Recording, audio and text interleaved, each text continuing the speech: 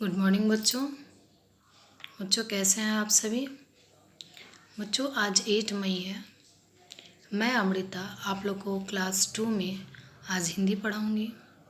हिंदी विषय में मैं बच्चों आप लोग को पार्ट 2 के जो बचे हुए प्रश्न उत्तर हैं उन्हें मैं आज आप लोग को बताऊंगी। इसके पहले बच्चों मैंने पार्ट 2 जिसका शीर्षक था नई सोच शीर्षक को मैंने आप लोग को समझाया था।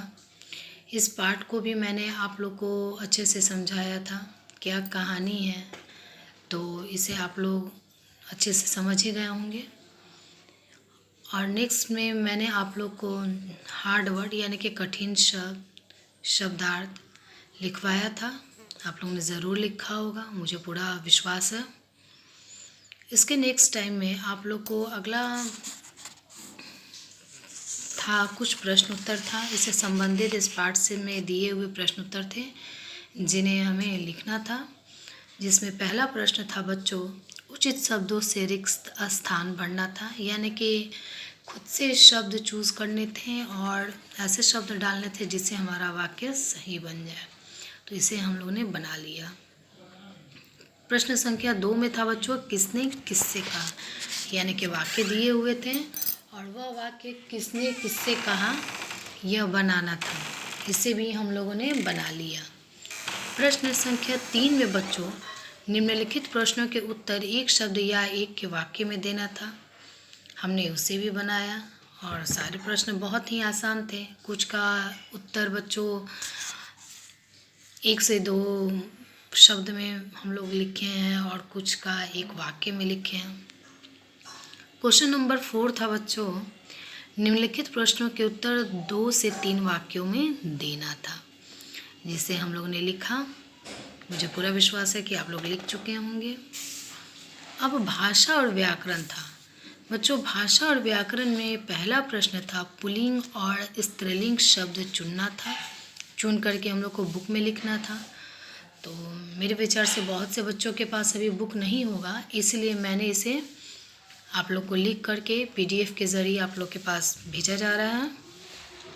आप लोग उसे देख करके अपनी हिंदी की फेयर नोटबुक में लिख लीजिएगा। क्वेश्चन नंबर 2 था बच्चों वचन बदलकर लिखना है। कुछ शब्द दिए थे, उनके वचन बदलना था। और प्रश्न संख्या 3 में था बच्चों काले मोटे शब्दों का वचन बदलकर वाक्य दोबारा लिखना था। यानी कि शब्द दिए हुए थे बच्चों, शब्द नहीं, वाक्य दिए हुए थे और वाक्य में जो डार्क लिखा हुआ था, डार्क काले रंग से यानी गाढ़े काले रंग से लिखा हुआ था मोटे, सिर्फ उन्हीं शब्दों का वचन बदलना था और बदल करके हमको फिर से उस वाक्य को दोबारा लिखना था, जिसे हम लोग ने लिखा।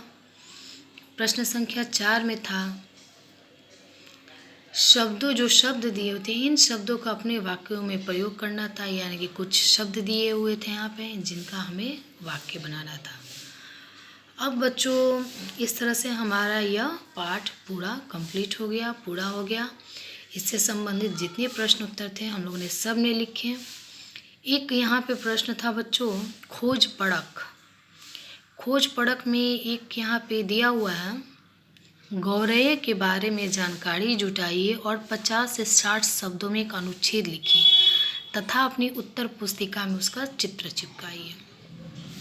तो इसे आप बच्चों इस वीडियो के ज़रिए या फिर PDF के ज़रिए लिख सकते हैं। इसमें करना ये है कि गौरैया पक्षी होती है स्पैरो, उसका पिक्चर लगाना है अपनी नोटबुक में।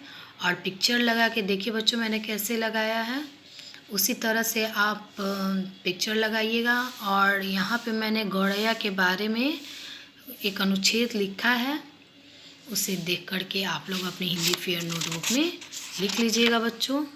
तो इस तरह से हमारा ये चैप्टर कंप्लीट हो गया, यह पार्ट कंप्लीट हो गया। इसके सारे प्रश्न उत्तर आप लोग अच्छे से याद कर